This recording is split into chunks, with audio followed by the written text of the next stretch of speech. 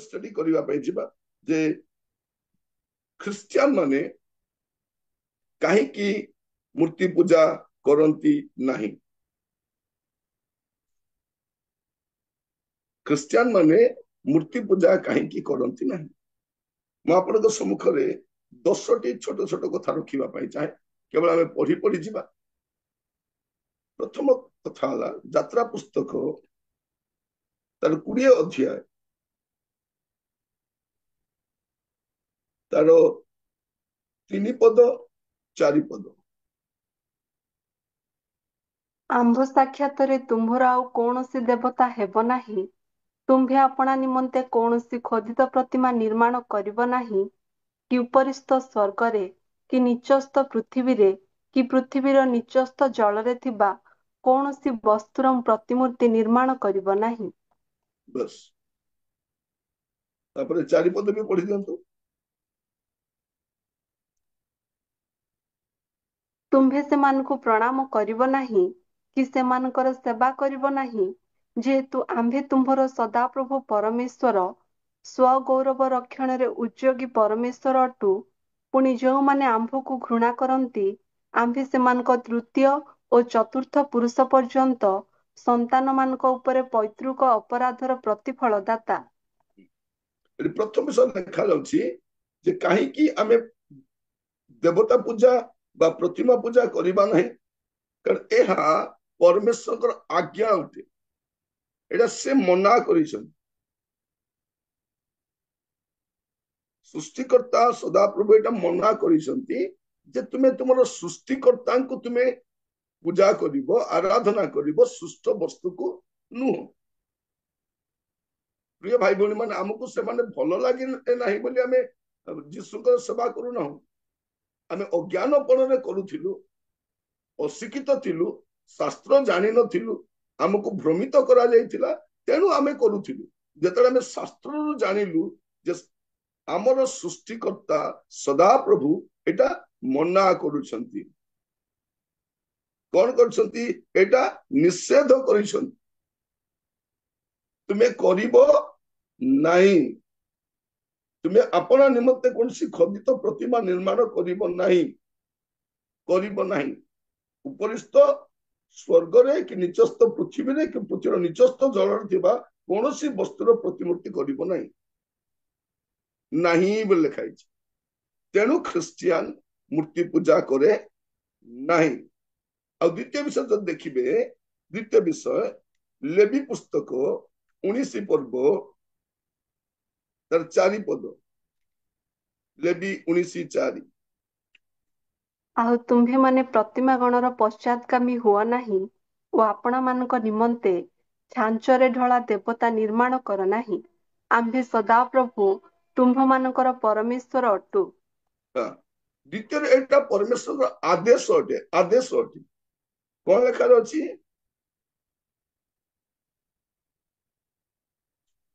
କେତେ ସ୍ପଷ୍ଟ ଦେଖନ୍ତୁ। ଆଉ ତୁମେ ମାନେ ପ୍ରତିମା ଗଣର ପଶ୍ଚାଦଗାମୀ ହୁଅ ନାହିଁ, ଓ ଆପଣା ମାନଙ୍କ ନିମନ୍ତେ ଛାଞ୍ଚରେ ଢଳା ଦେବତା ନିର୍ମାଣ କର ନାହିଁ। ଦେବତା କଣ? ଏଟା ଛାଞ୍ଚରେ ଢଳା ଅଟେ।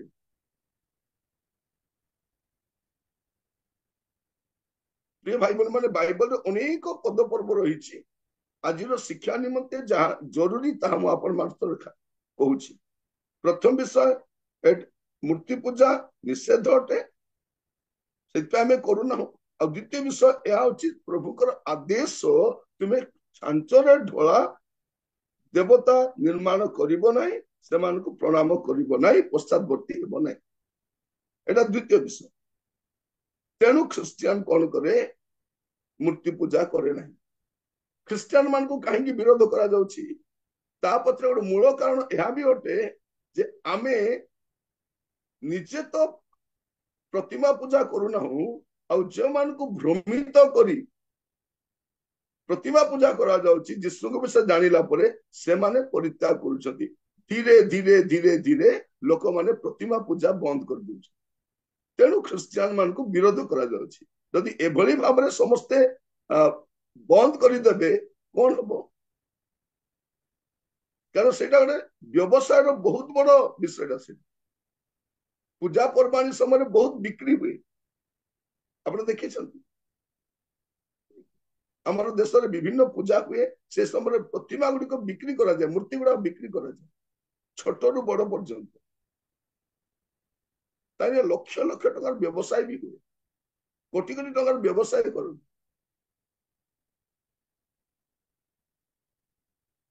ମୁଁ ଥରେ ଆନ୍ଧ୍ରପ୍ରଦେଶ ଯାଇଥିଲି ଗୋଟେ ପ୍ରୋଗ୍ରାମରେ, ଆଉ ସେଠି ମୁଁ ଦେଖୁଛି ରାତିରେ ଫେରିଲା ବେଳକୁ ମାନେ ଶହ ଶହ ଗାଡି ଭର୍ତ୍ତି ସେଠି, ବଡ ଗାଡି, ଡାଲା ଗାଡି, ଠେଲା ଗାଡି, ଆଉ ସେ ପଟା ରିକ୍ସା ସବୁ ଗଦା ହେଇଛି।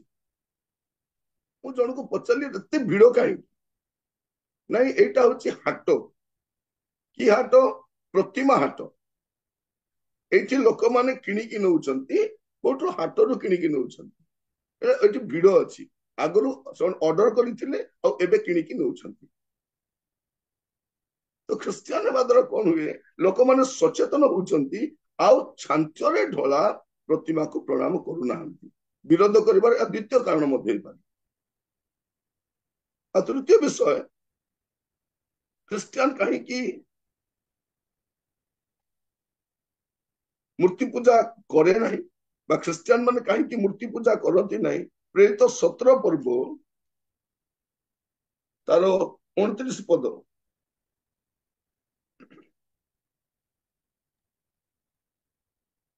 ତେବେ ଆମ୍ଭେମାନେ ଈଶ୍ୱରଙ୍କର ବଂଶ ହେବାରୁ ଈଶ୍ୱରଙ୍କ ସ୍ୱରୂପକୁ ମନୁଷ୍ୟର ଶିଳ୍ପ ଓ କଳ୍ପନା ଅନୁସାରେ ଖୋଦିତ ସ୍ୱର୍ଣ୍ଣ କି ରୌପ୍ୟ କି ପ୍ରସ୍ତର ତୁଲ୍ୟ ଜ୍ଞାନ କରିବା ଆମ୍ଭମାନଙ୍କର ଉଚିତ ନୁହେଁ।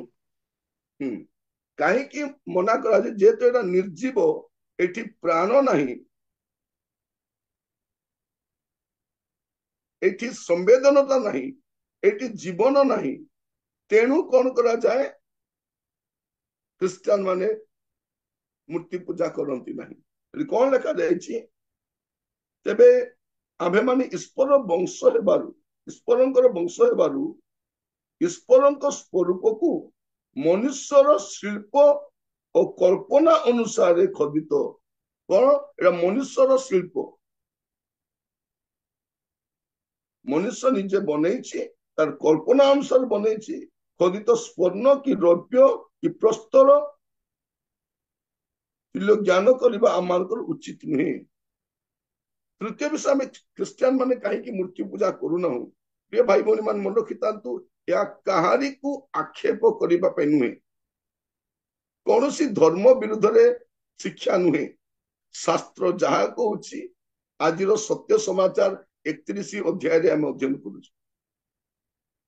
ଏପରି ଆଗକୁ ଅନେକ ବିଷୟ ଆମେ ଅଧ୍ୟୟନ କରିବା, ଯାହାଦ୍ୱାରା ଆମେ ଜାଣିପାରିବା, ଆମର ଜ୍ଞାନ ଚକ୍ଷୁ ଯେପରି ଖୋଲିବ।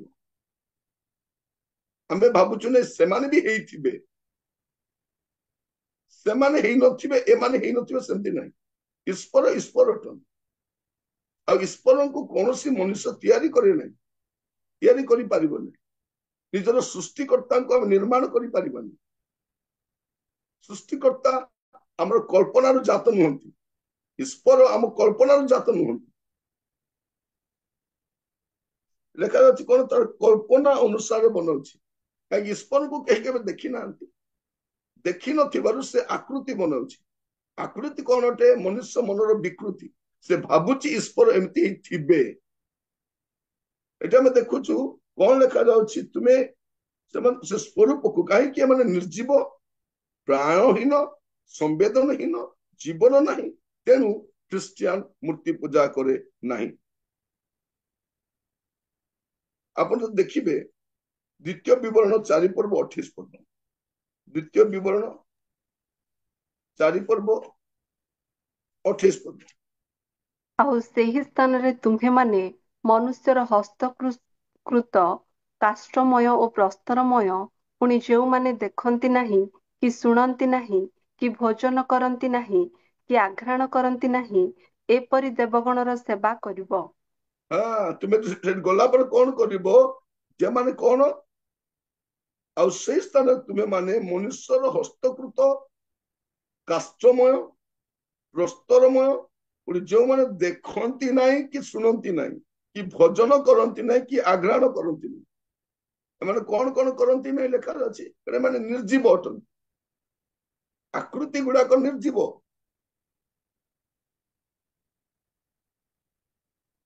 कौन लेखा अच्छी तुम्हें माने मनुष्य हस्तकृत काष्ठमय प्रस्तरमय जो मैंने देखती नहीं कि सुनती नहीं कि भजन करती नहीं कि आग्रहण करती नहीं तेणु कौन लेखा अच्छी तुम्हें कौन करिबो नहीं सेवा करिबो नहीं क्रिश्चियन कहीं मूर्ति पूजा करे नहीं या कारण अटे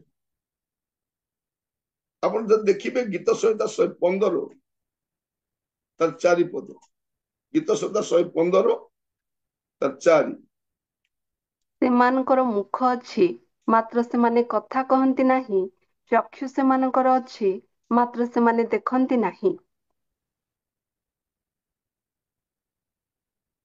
आपण 4 पद भी पढ़ी दियंतु 4 5 मिसेकी पढ़ନ୍ତୁ ସେମାନଙ୍କର ପ୍ରତିମା ସବୁ ରୂପା ଓ ସୁନା ମନୁଷ୍ୟର ହସ୍ତକୃତ କର୍ମ ଅଟେ ସେମାନଙ୍କର ମୁଖ ଅଛି ମାତ୍ର ସେମାନେ କଥା କହନ୍ତି ନାହିଁ ଚକ୍ଷୁ ସେମାନଙ୍କର ଅଛି ମାତ୍ର ସେମାନେ ଦେଖନ୍ତି ନାହିଁ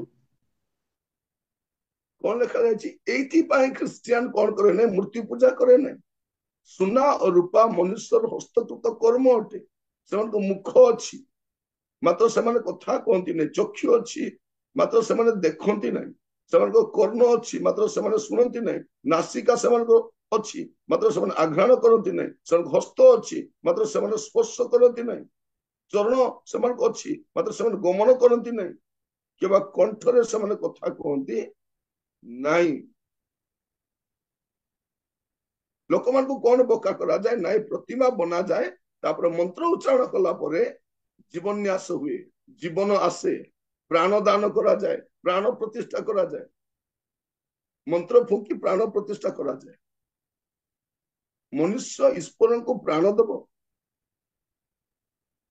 मनुष्य ईश्वर को प्राण प्रतिष्ठा कर प्रिय भाई भनी माने एथि पाई क्रिश्चियन माने मूर्ति पूजा करती नहीं जो जानती जे एमाने कौन करि पारंती नहीं कान अच्छी शुणी पारती ना आखि अच्छी देखी पारती ना नासिका अच्छी आघ्राण करि पारती ना हस्त अच्छी स्पर्श करि पारती ना चरण अच्छी गमन करि पारती ना कंठ अच्छी कथा कहि पारती ना कारण कौन एमाने निर्जीव अटंती प्राण नहीं कौन सी संवेदनता नहीं जीवन मध्य नहीं आपण जानी रखी थांतु या अन्य मानक पाई नुह प्रिय भाई बहन माने एई जो एपिसोड बना होची एटा बाइबल लवर्स ट्यूटोरियल रे जो माने जड़ित होचंती सेमान को शिक्षा पाए आपण भाबंतु ने देश रे वास करता समस्त को पाई शिक्षा बोली आपण को पाई दिया जाउची आपण को पाई दिया एटा अन्य कहानी को आक्षेप करबा पे नहीं किंतु आपण जानि थांतु जे बाइबल कोन कहूची शास्त्र कोन कहूची एटा आपण जानि रखिबा जेपर केही जदि आपण को प्रश्न पचारते आपण कहि पारिबे ए सत्य समाचार एथि मैंने तैयारी करा जाउची आपण जे जानि थांतु तर अनेक क्रिश्चियन कोन कहते नहीं सेमाने मध्य भगवान एमाने मध्य सेमाने नहीं केही जणे थान ईश्वर जणे थान गाँव सरपंच गोटे तापरे जिलापाल राज्यपाल राष्ट्रपति एमती भाव प्रभु न था जदि थांती पूरा समुदाय विश्वर एकमात्र था कौन देखुचु कहीं आम मूर्ति पूजा कर ख्रीस्टियान माने प्रथम कथा सृष्टिकर्ता मना कर आदेश आ तृतीय विषय या निर्जीव प्राणहीन तेणु आम कर चतुर्थ विषय दिशाय तार 40 पर्व 20 पद मु जहाँ कहूँ शास्त्र कहूँ दिशाय 40 तार 20 ଯେଉଁ ଲୋକ ଏହି ପ୍ରକାର ଉପହାର ପାଇଁ ଅତି ଦରିଦ୍ର ଓ ସେ ଅପଚ୍ୟ କୌଣସି କାଷ୍ଠ ମନୋନୀତ କରେ ସେ ଅଟଳ ଏକ ଖୋଦିତ ପ୍ରତିମା ନିର୍ମାଣ କରିବା ପାଇଁ ଜଣେ ନିପୁଣ ଶିଳ୍ପକାରର ଅନ୍ୱେଷଣ କରେ कौन अटे एटा शिल्पकर कार्य अटे निपुण शिल्पकर गत दिन मानक गोटे मंदिर प्रतिष्ठा करने समय गोटे निपुण शिल्पकार को से बाछिले ନିପୁଣ ଶିଳ୍ପକର ଦ୍ୱାରା ବାଛିଲେ ସେ।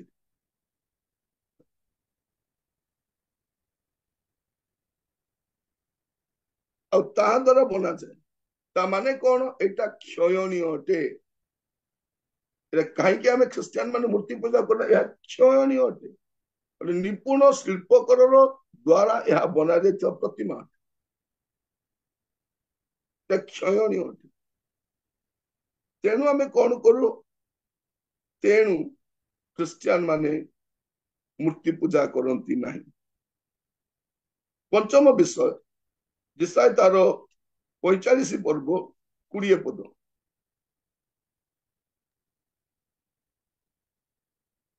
ହେ ନାନା ଗୋଷ୍ଠୀ ମଧ୍ୟରୁ ରକ୍ଷାପ୍ରାପ୍ତ ଲୋକମାନେ, ତୁମ୍ଭେମାନେ ଏକତ୍ର ହୋଇ ଆସ, ଏକ ସଙ୍ଗେ ନିକଟକୁ ଆସ। ଯେଉଁମାନେ ଆପଣମାନଙ୍କ ଖୋଦିତ ପ୍ରତିମାର କାଷ୍ଠ ବହି ବୁଲନ୍ତି ଓ ପରିତ୍ରାଣ କରିବାକୁ ଅସମର୍ଥ ଦେବତା ନିକଟରେ ପ୍ରାର୍ଥନା କରନ୍ତି, ସେମାନଙ୍କର କିଛି ଜ୍ଞାନ ନାହିଁ। କଣ ଲେଖାରେ ଅଛି? ଏମାନେ ପରିତ୍ରାଣ କରିବାକୁ, ସାହାଯ୍ୟ କରିବାକୁ ଅସମର୍ଥ ଅଟନ୍ତି।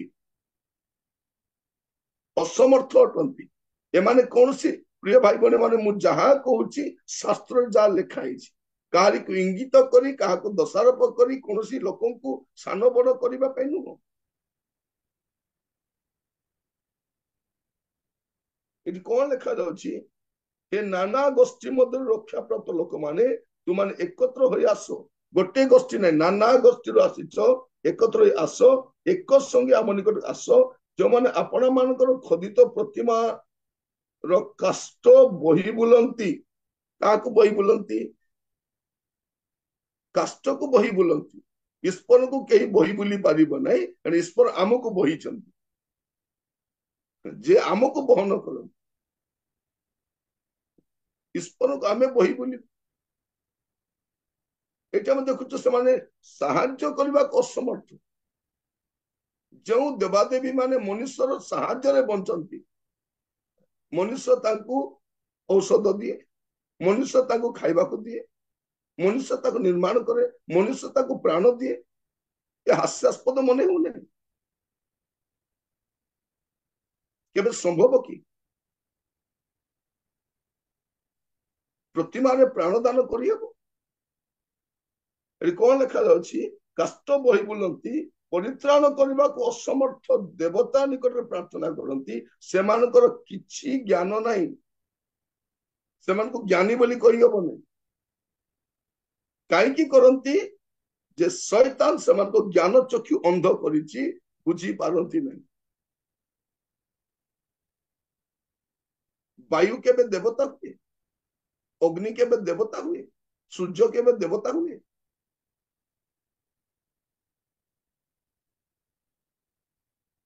କଣ କହୁଛନ୍ତି? ଅମୃତର 4ଟା ବୁନ୍ଦ ପୁଣି 4ଟା ତୀର୍ଥ ପୀଠରେ ପଡିଲା। ଆଉ ସେ ପାଣି, ଅମୃତ ଯୋଉଠି ପଡିଲା, ସେ ପାଣି ପୁଣି କଣ ହେଇଗଲା? ପୁରା ପବିତ୍ର ହେଇଗଲା। ସେଠି ଯେ ଯାଇକି ବୁଡିବ, ସେ ଲୋକର ପାପ ସବୁ କ୍ଷମା ହେଇଯିବ। ଏବେ କଣ କହୁଛନ୍ତି? ଦଳା ଚକ୍ରରେ ମରିବା ଲୋକମାନଙ୍କୁ କଣ ବୋଲି କହୁଛନ୍ତି? ମୋକ୍ଷ ପାଇଗଲେ। ହେଲେ ବାବା ମାନେ କାହିଁକି ଛଡା ଗଲେ? ଏମାନେ ବି ତ ମୋକ୍ଷ ପାଇଯାଇଥାନ୍ତି। ଏ ମନ୍ତ୍ରୀ ମାନେ, ଏ ଧନୀ ମାନେ, ଏ ଶିଳ୍ପପତି ମାନେ, ଖାଲି ଆମର ଗରିବ ଲୋକ ମୋକ୍ଷ ପ୍ରାପ୍ତ ହେବେ। ପ୍ରିୟ ଭାଇ ଭଉଣୀ ମାନେ, ଆମ ଦେଶରେ ଗରିବ ଲୋକମାନଙ୍କୁ କୌଣସି ଶ୍ରେଣୀରେ ନିଆଯାଏ ନାହିଁ, କୌଣସି ଭ୍ୟାଲ୍ୟୁ ନାହିଁ। ଆମର ଆଦିବାସୀ ମାନଙ୍କର ଯେମିତି ଭ୍ୟାଲ୍ୟୁ ନାହିଁ, ଗରିବ ଲୋକର ବି ଭ୍ୟାଲ୍ୟୁ ନାହିଁ। ଆମେ ବଞ୍ଚିଲେ କେତେ, ମରିଲେ କେତେ, କିଛି ଫରକ ପଡେନି। ଲୋକ ମରିଗଲେ ପରିବାର ଲୋକ ତାଙ୍କ ଶବ ଖୋଜି ବୁଲୁଛନ୍ତି, କାନ୍ଦୁଛନ୍ତି। ଏମାନେ କଣ କହୁଛନ୍ତି? ନାଇଁ ନା, ସେମାନେ ମୋକ୍ଷ ପାଇଗଲେ, ଉଦ୍ଧାର ପାଇଗଲେ, ମୁକ୍ତି ପାଇଗଲେ। କି ସୌଭାଗ୍ୟ ସେମାନଙ୍କର! ସେ ସୌଭାଗ୍ୟ ଆପଣଙ୍କୁ କାହିଁକି ହେଲାନି? କୌଣସି ମନ୍ତ୍ରୀ କାହିଁକି ସେଠି ଗଲେ ନାହିଁ? କୌଣସି ବଲିଉଡ ହଲିଉଡର ଷ୍ଟାର ମାନେ? ପ୍ରିୟ ଭାଇ ଭଉଣୀ ମାନେ, କଣ ଲେଖାଯାଉଛି? ଏମାନେ ବହି ବୁଲନ୍ତି, ଏମାନେ ପରିତ୍ରାଣ କରିବାକୁ ଅସମର୍ଥ, ତେଣୁ ଖ୍ରୀଷ୍ଟିଆନ ମାନେ ମୂର୍ତ୍ତି ପୂଜା କରନ୍ତି ନାହିଁ। ଜିରିମିୟ 10 ପର୍ବ, ଜିରିମିୟ 10 ପର୍ବ ତାର 3 ପଦରୁ 5 ପଦ। ଅନ୍ୟ ଦେଶୀୟ ମାନଙ୍କର ବିଧି ସକଳ ଓସାର ଯେହେତୁ ବନରୁ ଜଣେ ବୃକ୍ଷ ଛେଦନ କରେ, ତାହା ଅସ୍ତ୍ର ଦ୍ୱାରା କାରିଗରର ହସ୍ତକୃତ କର୍ମ। ସେମାନେ ରୂପା ଓ ସୁନାରେ ତାହା ମଣ୍ଡନ କରନ୍ତି, ପୁଣି ତାହା ଯେପରି ଟଳଟଳ ନହିବ, ଏଥିପାଇଁ ହାତୁଡ଼ି ଦ୍ୱାରା କଣ୍ଟା ମାରି ତାହା ଦୃଢ଼ କରନ୍ତି। ସେ ସବୁ ତାଳଗଛ ତୁଲ୍ୟ, କୁନ୍ଦା କର୍ମ ଓ କଥା କହନ୍ତି ନାହିଁ। ସେମାନେ ଚାଲି ପାରନ୍ତି ନାହିଁ, ଏଥିପାଇଁ ସେମାନଙ୍କୁ କହିବାକୁ ହୁଏ। ସେମାନଙ୍କ ବିଷୟରେ ଭୀତ ହୁଅ ବହିବାକୁ ହୁଏ। ସେମାନଙ୍କ ବିଷୟରେ ଭୀତ ହୁଅ ନାହିଁ, କାରଣ ସେମାନେ ଅମଙ୍ଗଳ କରିପାରନ୍ତି ନାହିଁ, କିମ୍ବା ମଙ୍ଗଳ କରିବାକୁ ହିଁ ସେମାନଙ୍କର ସାଧ୍ୟ ନାହିଁ। ପ୍ରିୟମାନେ, କାହିଁକି ଆମେ ପ୍ରତିମା ପୂଜା କରିନଥାଉ ଖ୍ରୀଷ୍ଟିଆନ ମାନେ? କାରଣ ସେମାନେ କଣ ମଙ୍ଗଳ କରିବାକୁ କି ଅମଙ୍ଗଳ କରିବାକୁ ମଧ୍ୟ ସମର୍ଥ ନୁହନ୍ତି। ମଙ୍ଗଳ ବି କରିପାରିବେ ନାହିଁ କି ଅମଙ୍ଗଳ ବି କରିପାରିବେନି। ଏଇଟା କଣ ଅଟେ? ଏଇଟା ଗୋଟେ କୁନ୍ଦା କର୍ମ। ଏମାନେ କଣ କରନ୍ତି? ବଣକୁ ଯାଆନ୍ତି, ଗୋଟେ ବୃକ୍ଷ ଛେଦନ କରି ଆଣନ୍ତି, ତାକୁ ପ୍ରତିମା ତିଆରି କରନ୍ତି, କେବେ ସୁନା ବେଶରେ କେବେ ରୂପା ବେଶରେ ମଣ୍ଡନ କରନ୍ତି। ଏଇଠି ଲେଖା ଯାଉଛି, ଆଜି ରୂପା ବେଶ, ଆଜି ସୁନା ବେଶ। କୁନ୍ଦା କର୍ମ ଅଟେ। ଏମାନେ କଣ କରନ୍ତି? ଏମାନେ ମଙ୍ଗଳ କରିପାରନ୍ତି ନାହିଁ କି ଅମଙ୍ଗଳ କରିପାରନ୍ତି।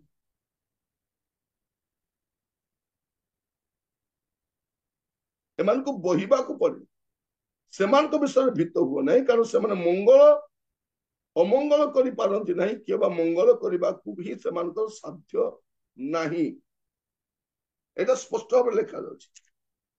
ସେମାନେ କରିପାରନ୍ତି ନାହିଁ। ମୋର ପ୍ରିୟ ଭାଇ ଭଉଣୀ ମାନେ, ତେଣୁ ଖ୍ରୀଷ୍ଟିଆନ ମାନେ ମୂର୍ତ୍ତି ପୂଜା କରନ୍ତି ନାହିଁ। ଖ୍ରୀଷ୍ଟିଆନ ମାନେ ମୂର୍ତ୍ତି ପୂଜା କରନ୍ତି ନାହିଁ, ଆକୃତିର ପୂଜା କରନ୍ତି ନାହିଁ, କାରଣ ଏମାନେ କିଛି କରିପାରନ୍ତି।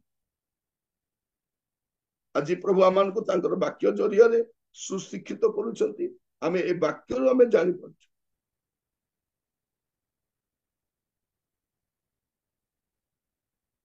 ଆଉ କାହିଁକି ଖ୍ରୀଷ୍ଟିଆନ ମାନେ ମୂର୍ତ୍ତି ପୂଜା କରନ୍ତି ନାହିଁ? ଷଷ୍ଠ ବିଷୟ, 17 ପର୍ବ 29 ପଦ ଆଉ ଥରେ ପଢିବା।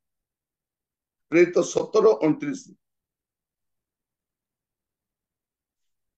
ତେବେ ଆମ୍ଭେମାନେ ଈଶ୍ୱରଙ୍କର ବଂଶ ହେବାରୁ ଈଶ୍ୱରଙ୍କ ସ୍ୱରୂପକୁ ମନୁଷ୍ୟର ଶିଳ୍ପ ଓ କଳ୍ପନା ଅନୁସାରେ ଖୋଦିତ ସ୍ୱର୍ଣ୍ଣ କି ରୌପ୍ୟ କି ପ୍ରସ୍ତର ତୁଲ୍ୟ ଜ୍ଞାନ କରିବା ଆମ୍ଭମାନଙ୍କର ଉଚିତ ନୁହେଁ। କଣ ଅଟେ ପ୍ରିୟ ଭାଇ ଭଉଣୀ ମାନେ? ଏହା ପ୍ରଶଂସା ବା ଆରାଧନା ପାଇବାକୁ ଅଯୋଗ୍ୟ ଅଟେ।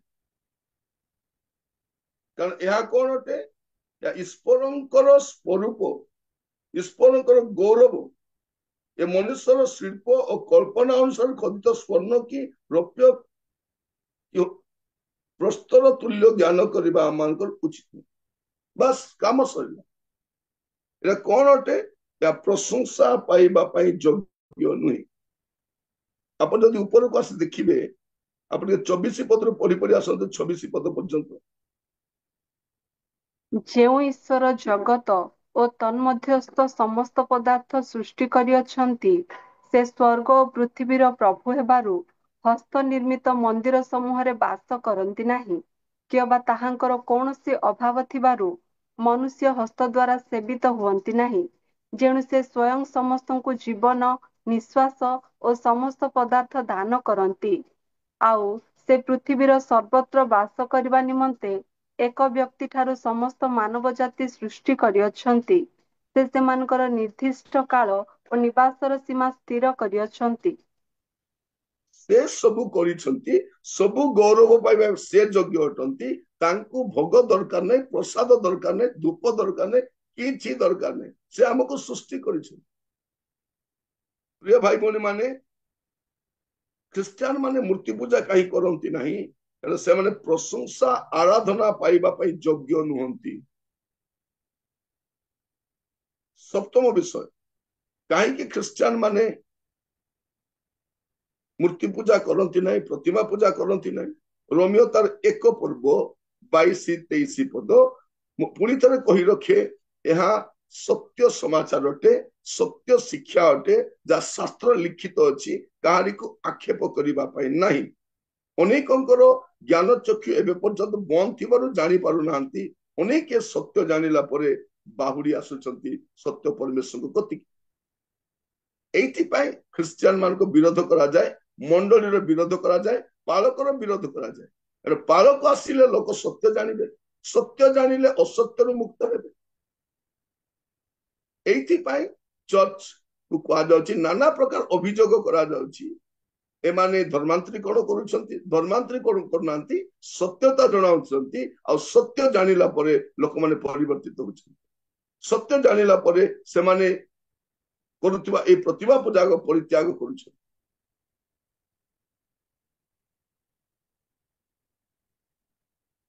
ସପ୍ତମ ବିଷୟ, କାହିଁକି ଖ୍ରୀଷ୍ଟିଆନ ମାନେ ମୂର୍ତ୍ତି ପୂଜା କରନ୍ତି ନାହିଁ? ରୋମିଓ ତାର 1 ପର୍ବ 22 ପଦ ଆଉ 23 ପଦ। ନିଜ ନିଜକୁ ଜ୍ଞାନୀ ବୋଲି ମନେକରି ସେମାନେ ମୂର୍ଖ ହେଲେ, ପୁଣି ଅକ୍ଷୟ ଈଶ୍ୱରଙ୍କ ଗୌରବକୁ କ୍ଷୟଣୀୟ ମନୁଷ୍ୟ, ପକ୍ଷୀ, ଚତୁଷ୍ପଦ ପ୍ରାଣୀ, ସରୀସୃପାଦିଙ୍କ ଆକୃତିଯୁକ୍ତ ପ୍ରତିମାରେ ପରିଣତ କଲେ। ଏଟା କଣ ଅଟେ? ଏହା ସତ୍ୟ ଈଶ୍ୱରଙ୍କୁ ଅପମାନ ଅଟେ। ଖ୍ରୀଷ୍ଟିଆନ କାହିଁକି ମୂର୍ତ୍ତି ପୂଜା କରେ ନାହିଁ? ଏହା ସତ୍ୟ ଈଶ୍ୱର, ଜୀବିତ ଈଶ୍ୱର, ବାସ୍ତବ ଈଶ୍ୱର, ଯେ ପ୍ରକୃତ ଈଶ୍ୱର ଅଟନ୍ତି, ତାହାଙ୍କୁ ଅପମାନ ଅଟେ, ଅପମାନ ଅଟେ। ମୁଁ ପୁଣି କହି ରଖେ, ଈଶ୍ୱର ଖ୍ରୀଷ୍ଟିଆନ ମାନଙ୍କର ଅଲଗା, ହିନ୍ଦୁ ମାନଙ୍କର ଅଲଗା, ସମସ୍ତଙ୍କୁ ଅଲଗା ଅଲଗା ନଥାନ୍ତି। ସବୁ ଧର୍ମର, ସବୁ ଦେଶର, ଜାତିର, ଗାଁର ଈଶ୍ୱର ଏକମାତ୍ର ଅଟନ୍ତି। ଆଉ ସେ ଆକୃତି ବା ପ୍ରତିମା ନୁହନ୍ତି, ସେ ଜୀବିତ ଅଟନ୍ତି। ସେ ଆମକୁ ନିର୍ମାଣ କରିଛନ୍ତି, ଆମେ ତାଙ୍କୁ ନିର୍ମାଣ କରିପାରିବାନି। ସେ ଆମକୁ ଜୀବନ ଦେଇଛନ୍ତି, ଆମେ ତାଙ୍କୁ ଜୀବନ ଦେଇପାରିବାନି। ସେ ଆମକୁ ଖାଇବାକୁ ଦିଅନ୍ତି, ଆମେ ତାଙ୍କୁ ଖାଇବାକୁ ଦେଇପାରିବାନି। ସେ ଆମର ରୋଗ ସୁସ୍ଥ କରନ୍ତି, ଆମେ ତାଙ୍କୁ ରୋଗ ହେଲେ ଔଷଧ ଦେଇପାରିବାନି। ସେ ଆମକୁ ଚଲାନ୍ତି, ଆମେ ତାଙ୍କୁ ଚଲେଇ ପାରିବାନି। ତେଣୁ ଖ୍ରୀଷ୍ଟିଆନ କଣ କରେ? ମୂର୍ତ୍ତି ପୂଜା କରେ ନାହିଁ। ଯଦି କେହି ପଚାରିବ ତୁମେ କାହିଁକି ମୂର୍ତ୍ତି ପୂଜା କରୁନାହ, ଏଟା ଏଇ ବାଇବଲ ଷ୍ଟଡିରେ ବସିଥିବା ଲୋକମାନଙ୍କ ପାଇଁ, ଆମର ୟୁଟ୍ୟୁବରେ ଜଡିତ ଥିବା ଲୋକ ପାଇଁ, ଆପଣଙ୍କ ପାଇଁ ଶିକ୍ଷା ଅଟେ, ସେମାନଙ୍କ ପାଇଁ ଶିକ୍ଷା ନୁହେଁ। ଯଦି କେହି ଆପଣଙ୍କୁ ପଚାରେ ତୁମେ କାହିଁକି କରୁନାହ, ଆପଣ ସରଳ ଭାବରେ କହିପାରିବେ, ଏଇଠି ଲେଖା ହେଇଛି, ଏଇ ସବୁ କାରଣ ସକାଶେ ମୁଁ କରେ ନାହିଁ। ହୁଏତ ସେ ବି ବୁଝି ଯାଇ ପାରନ୍ତି, ଯେ ଆପଣଙ୍କୁ ଅଜ୍ଞାନପଣରେ ବିରୋଧ କରୁଥିବେ, ସେ ବି ବୁଝିପାରନ୍ତି। କଣ ଲେଖାଯାଇଛି? ଜ୍ଞାନୀ ବୋଲି ମନେକରି ସେମାନେ ମୂର୍ଖ ହେଲେ, ପୁଣି ଅକ୍ଷୟ ଈଶ୍ୱରଙ୍କ ଗୌରବ କୁ କ୍ଷୟଣୀୟ ମନୁଷ୍ୟ, ପକ୍ଷୀ, ଚତୁଷ୍ପଦ ପ୍ରାଣୀ, ସରୀସୃପାଦିଙ୍କ ଆକୃତିକୃତ ପ୍ରତିମାରେ ପରିଣତ କଲେ। କାହାର ପ୍ରତିମା? ସରୀସୃପର, ଚତୁଷ୍ପଦ ପ୍ରାଣୀର, ପକ୍ଷୀର, ମନୁଷ୍ୟର ପ୍ରତିମା। ପକ୍ଷୀ ମଧ୍ୟ ଈଶ୍ୱର, ପଶୁ ମଧ୍ୟ ଈଶ୍ୱର ନାଇଁ, ସାପ ମଧ୍ୟ ଈଶ୍ୱର। ତେଣୁ ମୁଁ କହିବା ପାଇଁ ଚାହେଁ, ଆମେ ଖ୍ରୀଷ୍ଟିଆନ ମାନେ ମୂର୍ତ୍ତି ପୂଜା କରିନଥାଉ, ଆମେ କରିବୁ ମଧ୍ୟ ନାହିଁ, ଯେହେତୁ ଆମେ ଜାଣି ସାରିଛୁ, ଏହା ଶାସ୍ତ୍ରରେ ଲେଖା ହେଇଛି।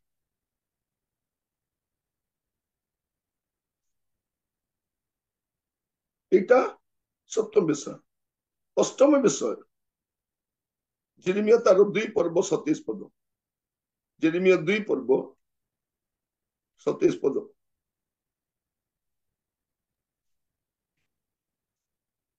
ସେମାନେ ଖଣ୍ଡେ କାଠମୁଣ୍ଡାକୁ କହନ୍ତି, ତୁମ୍ଭେ ଆମ୍ଭର ପିତା, ଓ ପଥରକୁ କହନ୍ତି, ତୁମ୍ଭେ ଆମ୍ଭକୁ ଜନ୍ମ କରିଅଛ। ସେମାନେ ଆମ୍ଭ ଆଡକୁ ମୁଖ ନ ଫେରାଇ ଆପଣା ଆପଣା ପିଠି ଫେରାଇଅଛନ୍ତି। ମାତ୍ର ବିପଦ ସମୟରେ ସେମାନେ କହିବେ, ତୁମ୍ଭେ ଉଠ, ଆମ୍ଭମାନଙ୍କୁ ଉଦ୍ଧାର କର। କଣ ଲେଖାଯାଉଛି? ସେମାନେ ଖଣ୍ଡେ କାଠ ମୁଣ୍ଡାକୁ କୁହନ୍ତି, ତୁମ୍ଭେ ଆମର ପିତା, ଓ ପଥରକୁ କହନ୍ତି, ତୁମେ ଆମକୁ ଜନ୍ମ ଦେଇଅଛ। ଏଇଟା କଣ ଅଟେ? ଏଇଟା ଆତ୍ମିକ ଅନ୍ଧତ୍ୱ ଅଟେ, ଆଉ ଅଜ୍ଞାନତାର କର୍ମ ଅଟେ। ଏ କଣ ଅଟେ? ଆତ୍ମିକ ଅନ୍ଧତ୍ୱ। ଅନ୍ଧଭକ୍ତ ବୋଲି କହୁଛୁ ନା, ଏଟା ଆତ୍ମିକ ଅନ୍ଧତ୍ୱ ଓ ଅଜ୍ଞାନତାର କର୍ମ ଅଟେ। ଏଟା କୌଣସି ଧର୍ମକୁ ଆକ୍ଷେପ କରିବା ପାଇଁ ନୁହଁ, କିନ୍ତୁ ଈଶ୍ୱର ଯେ ସତ୍ୟ ଅଟନ୍ତି, ସେ ଆକୃତି ବା ପ୍ରତିମା ନୁହନ୍ତି। ସେଇଥିପାଇଁ ଆଜିର ସତ୍ୟ ସମାଚାରରେ ଆମେ ଏହା ଅଧ୍ୟୟନ କରୁଛୁ। ଆପଣ ଭାବନ୍ତୁ ନାହିଁ ଯେ ଏହା କାହାକୁ ଆକ୍ଷେପ କରିବା ପାଇଁ।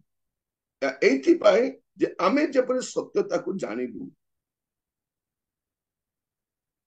ଏଇଟା କହିବା ସମୟରେ ମୁଁ କହି ରଖେ, ଆପଣ ମାନଙ୍କ ଘରେ ମଧ୍ୟ ଯୋଉ ଯୀଶୁଙ୍କର ପ୍ରତିମା ରଖିଛନ୍ତି ତାକୁ ବି କାଢନ୍ତୁ, ଯୋଉ ଫଟୋ ଗୁଡାକ ରଖିଛନ୍ତି ତାକୁ ବି କାଢନ୍ତୁ, କାରଣ ଯୀଶୁ ଫଟୋ ନୁହନ୍ତି। ତା ବି ଆପଣ କାଢନ୍ତୁ, ଆଜି ଖୋଜି ବାହାର କରନ୍ତୁ। ଯଦି କୌଣସି ଆକୃତି ଅଛି କାଢନ୍ତୁ। ଆପଣ ଅନେକଙ୍କ ଘରେ ମରିୟମର ଥିବ, ସେଇଟା ବି କାଢନ୍ତୁ। ଯଦି ଲକ୍ଷ୍ମୀ, ଦୁର୍ଗା, ସରସ୍ୱତୀ, ତାହେଲେ ମରିୟମ ମଧ୍ୟ ନାହିଁ, ମରିୟମଙ୍କର ମଧ୍ୟ କାଢନ୍ତୁ।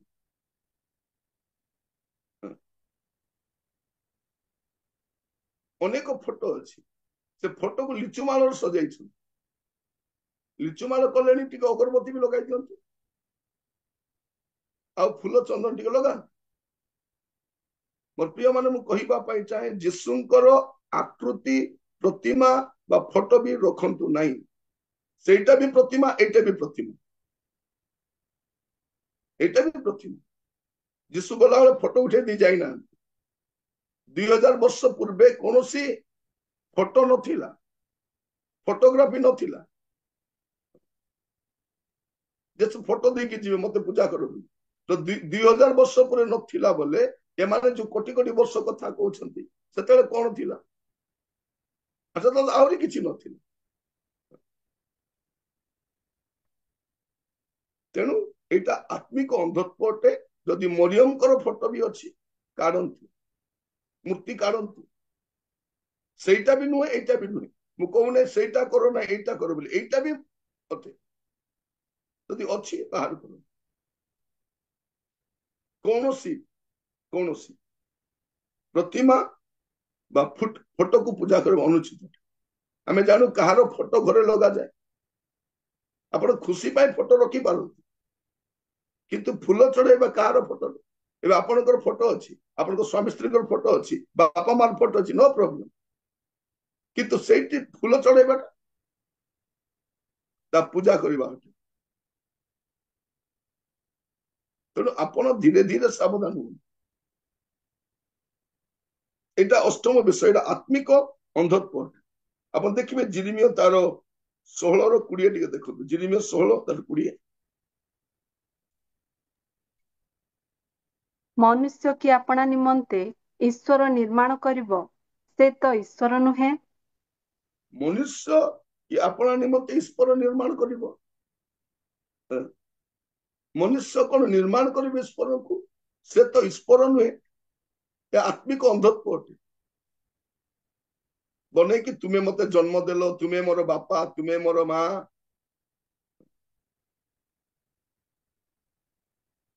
କଣ ତୁମେ ମୋ ପିତା, ତୁମେ ମୋ ବନ୍ଧୁ, ତୁମେ ମୋ ସଖା, ତୁମେ ମୋ ସହୋଦର। ନାଇଁ, ଦୁଇଟା ଷ୍ଟାଚ୍ୟୁ ବନେଇ ବାହାଘର କରାଉଛନ୍ତି। କିଏ ବାହାଘର କରାଇବ? ମଣିଷ ପୁଣି ଈଶ୍ୱରକୁ ବାହାଘର କରାଇବ। ମାନେ ଆମେ ଅଜ୍ଞାନତାର ଚରମ ସୀମାରେ ବାସ କରୁଛୁ। ମୋର ପ୍ରିୟ ଭାଇ ଭଉଣୀ ମାନେ, ଆମେ ମନେ ରଖିଥାଉ, ମନୁଷ୍ୟ ଈଶ୍ୱରକୁ ତିଆରି କରିପାରିବ ନାହିଁ। ତେଣୁ ଖ୍ରୀଷ୍ଟିଆନ ମୂର୍ତ୍ତି ପୂଜା କରେ ନାହିଁ। ତାପରେ ନବମ ବିଷୟ, ଜିରିମିୟ ତାର 51 ପର୍ବ 17 ପଦ। ଜିରିମିୟ ତାର 51:17। ପ୍ରତ୍ୟେକ ମନୁଷ୍ୟ ପଶୁବତ୍ ହୋଇଅଛି ଓ ଜ୍ଞାନବିହୀନ ଅଟେ। ପ୍ରତ୍ୟେକ ସ୍ୱର୍ଣ୍ଣକାର ଆପଣା ଖୋଦିତ ପ୍ରତିମା ଦ୍ୱାରା ଲଜ୍ଜିତ ହୋଇଅଛି, କାରଣ ତାହା ଛାଞ୍ଚରେ ଢଳା ପ୍ରତିମା ମିଥ୍ୟା ଓ ସେମାନଙ୍କଠାରେ ଶ୍ୱାସବାୟୁ ନାହିଁ। କାହିଁକି? ଏହା ସମ୍ପୂର୍ଣ୍ଣ ଅଦରକାରୀ ଅଟେ। ତେଣୁ ଖ୍ରୀଷ୍ଟିଆନ କଣ କରେ? ମୂର୍ତ୍ତି ପୂଜା କରେ ନାହିଁ। ପ୍ରତ୍ୟେକ ମନୁଷ୍ୟ ପଶୁବତ୍ ହୋଇଅଛି ଓ ଜ୍ଞାନବିହୀନ ଅଟେ। ପ୍ରତ୍ୟେକ ସ୍ୱର୍ଣ୍ଣକାର ଆପଣା ଖୋଦିତ ପ୍ରତିମା ଦ୍ୱାରା ଲଜ୍ଜିତ ହୋଇଅଛି, କାରଣ ତାହା ଛାଞ୍ଚରେ ଢଳା ପ୍ରତିମା ମିଥ୍ୟା ଓ ସେମାନଙ୍କ ଠାରେ ଶ୍ୱାସ ବାୟୁ ନାହିଁ। ଶ୍ୱାସ ବାୟୁ ନାହିଁ ବୋଲି କହିଲେ ଲୋକ କହିବେ ବୋଲି କରି ଏମାନେ ମନ୍ତ୍ର ବାହାର କଲେ, ନାଇଁ ଆମେ ସେଇ ପ୍ରତିମାରେ ଶ୍ୱାସ ବାୟୁ ଦେଉଛୁ। କିଏ? ଏ ମଣିଷ, ଯାହାର ଶ୍ୱାସ ବାୟୁ ଚାଲିଗଲେ ଆତା କି ପତା ନଥିବ, ଠିକ ଠିକଣା କିଛି ନଥିବ।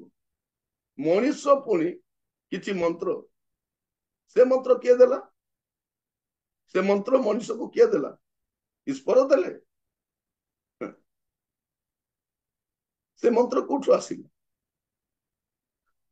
देख मंत्र उच्चारण कर जो माने मंत्र उच्चारण करी देवदेवी को प्राण दे पारुछंती निज घरे बापा माँ जो चली गले तांको प्राण दउनांती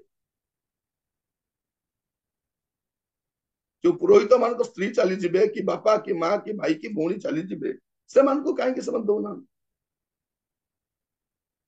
प्रिय भाई बहन माने यह संपूर्ण अदरकारी अटे तेणु ख्रिस्टियान मूर्ति पूजा करे नहीं आ शेष विषय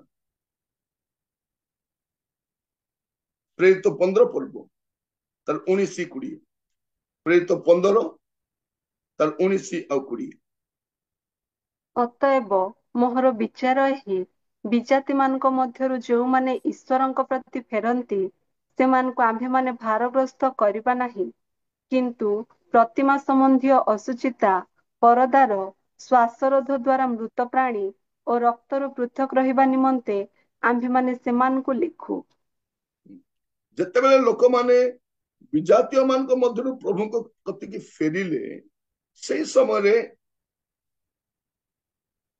मंडलीर नेतृवर्ग माने बाइबल पंडित माने बाइबल व्याख्याकार माने परिस्थिति को बुझीवा लोक माने बसिले से माने आलोचना कले जो विजाति मान निकट फेरती से अधिक भारग्रस्त करवा नहीं केवल एतिक से कहवा जे प्रतिमा संबंधी असुचिता प्रतिमा ठारू दूर रहिबे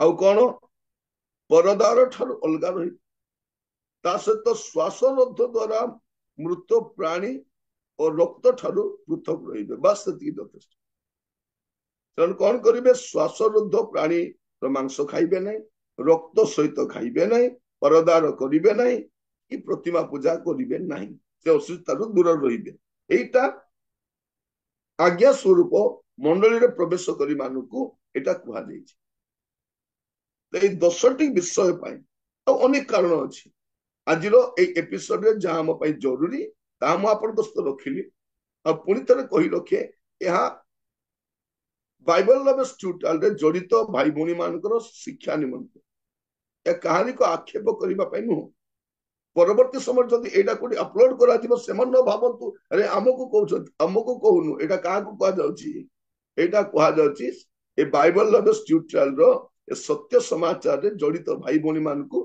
शास्त्र संपर्क रे सचेतन शिक्षित करिबा जेपरि आपण अन्य मानकू बुझाई परिबे कहि परिबे जे आपण काहे की मूर्ति पूजा करंती नै आपण नै मोर इच्छा नै मु करू नै इच्छा कथा पड़ी नै मते भलो लागे नै पई करू नै सेटा नु काहे की तुमे छाडिलो आपण ए 10टी कारण कहि परिबे एई सब कारण सकासे मु प्रतिमा पूजा करे नाही मूर्ति पूजा करे नाही क्रिश्चियन काहे की करे नाही मु पुनी कहि रखे सेई प्रतिमा हो बा जिसुकर प्रतिमा हो बा मरियमर प्रतिमा हो आपण कहारी प्रतिमा को पूजा करि परिबे एपरिकी आपण को बापा माँ मरी गले मध्य से फोटो पाखरे जाय प्रार्थना करि परिबे जेतलो कोन कहती से फोटो पाखरे जाय कि कांदी बापा तुमे स्वर्ग रे अछ बापा जिसु को टिके कहिबो बापा आज मोर परीक्षा अछि बापा बापा मोर टिके घर काम बंद हिची बापा जिसु को टिके कहिबो सीमेंट रोड बाली टिके पठै देबे बोलला बोले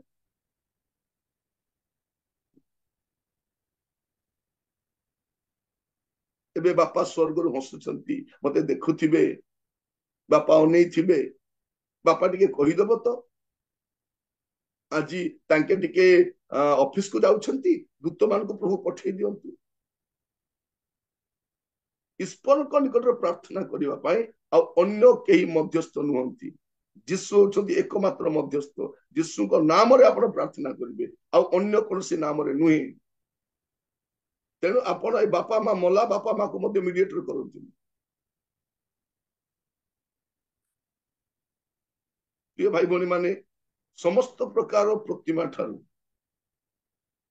आपण दूर रहिबा प्रभु आपण मान आशीर्वाद करंतु प्रार्थना करू अनुग्रहकारी पिता परमेश्वर मु आपण को धन्यवाद दूची आज सत्य समाचार रो 31 अध्याय रे हमें पहुंची छु प्रभु आज आम अध्ययन कर शास्त्र अनुमोदित शिक्षा प्रभु ख्रिस्टियान माने मूर्ति पूजा कहीं करती ना प्रभु मोर भाई भौणी माने जो मैंने आज एपिसोड रे जड़ित होती से माने जेपरी ए शिक्षा को निजे बुझीबे आउ जदि कई प्रश्न पचार उत्तर दे पारिबे एथिपाई एमान को सुशिक्षित करो प्रभु लोक मानकर ज्ञान चक्षु खोली दियो प्रभु आत्मिक अंधत्व दूर हो से माने मध्य सत्य परमेश्वर को जानी पारिबे प्रभु ईश्वर को कहीं निर्माण कर न पारे ईश्वर को कहीं श्वास वायु दे न पारे तांको जीवन आस दे न पारे तांको आहार दे न पारे तांको साहाय्य कर न पारे ईश्वर को कौन सी मनुष्यर साहाय्य दरकार नहीं से स्वयं संपूर्ण अटंती या बुझीबा पे साहाय्य करो